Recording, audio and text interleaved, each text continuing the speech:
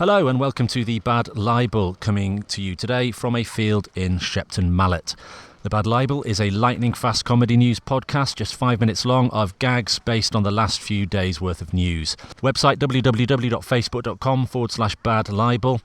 And today's episode was written by Alan Finnegan, Stephen Cookson, Rob Thomas, Kevin Moore, Nicola Horton, John Reynolds, Joe Popperwell, Paul Savage, Pete Hawkins, Martin Cowles, Mark Williams, Ian MacDonald and Simon Butterworth. And today's theme is inappropriate jingles. Up first, it's sport. So I saw a trailer on TV for the Olympics which said that Rio is just around the corner, but I looked on Google Maps and it isn't. It's miles away, which is a good job I checked, really. I was going to go on my bike. Russia, of course, has avoided a blanket ban at the Olympics, which is good news for the Brazilian blanket, throw and duvet industry. And it's been discovered that the initials on each country's sports tops reveals what drives their athletes on. For the USA, it was unity, strength and athleticism. For Great Britain, it was guilt and biscuits. And for CCCP, it was crack cocaine, cannabis and poppers. On to cycling, and of course a British man has made history by winning in France, or at least has continued history by winning in France. It's Chris Froome who cycles into the record books and goes straight over the handlebars, and the person who left the record books in the road has been sought by local police. In football, apparently since Euro 2016, Joe Hart has received numerous requests to appear at charity fundraisers to take part in Beat the Goalie with a stick. Next up, hand news. The recipient of the UK's first double hand transplant has given the operation a big thumbs up, although he said that since the op he's not really been feeling himself. Apparently the patient was offered Joe Hart's hands but declined, saying he wanted a, quote, safer pair. Although delighted with the success of the operation, he hasn't bitten his fingernails yet because he doesn't know where they've been.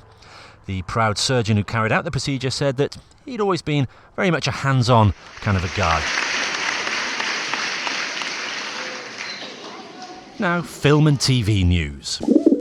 A court has found a film company guilty of neglect for causing Harrison Ford to break his leg in a hydraulic door. It's unclear if he was put under undue pressure to do that thing where you grab your hat at the last minute.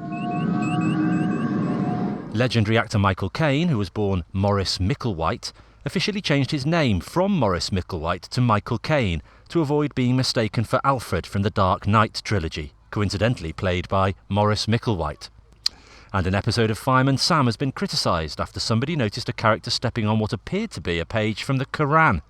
The Archbishop of Canterbury was quick to respond, with one spokesman saying, "Our religion is mocked all the time and we don't complain. They should take a leaf out of our book." And CBBC has launched a new programme featuring a man in a red van who delivers mail to people's houses whilst talking to them in a self-important, arrogant manner. Postman Patronising will be airing at 4:45 this afternoon. And now, baddies. Black Americans say they are not going to take the problem of police brutality lying down, as they've tried that and it didn't work. After the unarmed black man was shot in Florida, police have admitted that they do have a problem with their aim. Next up, other stuff. Oops. US giant Verizon buys Yahoo for $4.5 billion, but still they only make page 3 on Google search results. And there was shock in the UK as BHS closed for good. The shock wasn't that it went out of business, more that it was still around, given that no one had been inside a BHS since about 1998. Administrators said that the biggest problem British home stores had was that they didn't actually sell houses. And an immigration swoop at a West London chain of Byron hamburgers has resulted in 35 staff deportations. The Home Office said they were satisfied with the arrests, but upset that they had to go somewhere else for lunch. Nintendo stock prices plummeted after it was revealed the company did not own or make Pokemon Go. Nintendo was quick, however, to remind investors that it did still own the rights to Bonic the Hedgehog, Meat Fighter 2 and Bland Theft Chateau. And apparently Amazon are looking at delivering online orders using drones. The first thing I'm going to order is a great big net. We've just heard that a senior British figure has commented on the Sports Direct situation, saying, quote, "They are exhibiting attitudes more akin to the 19th century than modern-day Britain, looking down on everyone with a distasteful air of superiority," said Prince Philip. And finally, despite concern expressed on Twitter, YouTuber Marina Joyce was not kidnapped by ISIS and is in fact totally fine.